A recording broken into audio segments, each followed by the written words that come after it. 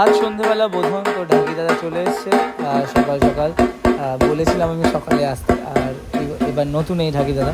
মা এদিকে বসে আছেন, আর একটু পরেই বেলতলায় বোধন হবে, তারই প্রস্তুতি চলছে। আর এই দিকে চলছে উপরে যে খাওয়া দাওয়ার প্যান্ডেল হবে, সেই প্যান্ডেলটা লাস্ট মোমেন্টে ফিনিশিং। কারণ প্যান্ডেল কাকুটা এত ঝুলিয়েছে, এত কাজ নিয়ে ফেলেছে, এর জন্য লাস্ট মোমেন্ট। যদিও আমার খাওয়া দাওয়া ষষ্ঠী সন্ধ্যের থেকে চাপ নেই, মানে কাল সন্ধ্যের থেকে। তো প্যান্ডেলে কাপড় লাগানোই বাকি, আর শুধু আর এই দিকে নিচের প্যান্ডেল হয়ে গেছে। এই হলো নিচের প্যান্ডেল।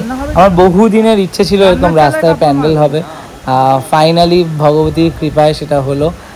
কেমন হয়েছে অবশ্যই কমেন্ট করে জানিও। আর এই বাড়ির যে ব্যানারটা লাগানো হয়েছিল, এটা আমরা প্যান্ডেলের উপর লাগিয়ে দিচ্ছি, যাতে সুন্দরভাবে ভিজিবল হয় ব্যাপারটা। দেখা যাক, প্রে করো যেন বৃষ্টি না হয়, যেটা সব থেকে ইম্পর্টেন্ট জিনিস, যেন বৃষ্টি না হয়, যেন খুব সুন্দরভাবে পুজোটা হতে পারে মায়ের কৃপায়। একদম সন্ধে তো হয়েই গেছে, এবার পুজোয় বসার পালা। জাস্ট ব্যানারটা টানানো হয়ে গেলে আমি স্নানে যাব, স্নানে গিয়ে এসে পুজোয় বসবো। ওইদিকে মোটামুটি সবাই গোছাচ্ছে, এইদিকে ব্যানার টানানো হোক। চলো, আর ওইদিকে দেখাচ্ছি বাকি কাজ কি চলছে না চলছে। চলছে শেষ মুহূর্তের প্রস্তুতি, আর এই কাপড় লাগানো চলছে। আর এত দেরি করে এসছে, আসতে বলেছি সকালে, এসছে এক্ষুনি পুজো শুরু হবে তার আগে। তাই কিছু বলার নেই।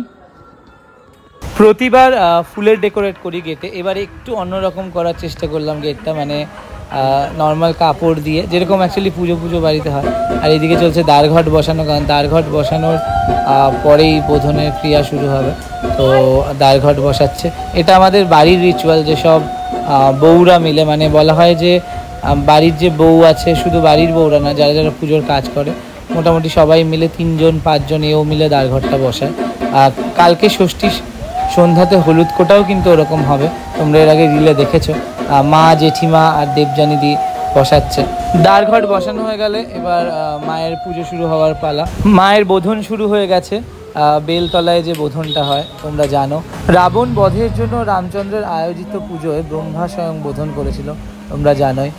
ষষ্ঠী সন্ধ্যায় দেবীর বোধন হয় বিল্লবৃক্ষে। তো সেই বোধনের আরতি চলছে, বোধন হয়ে গেছে।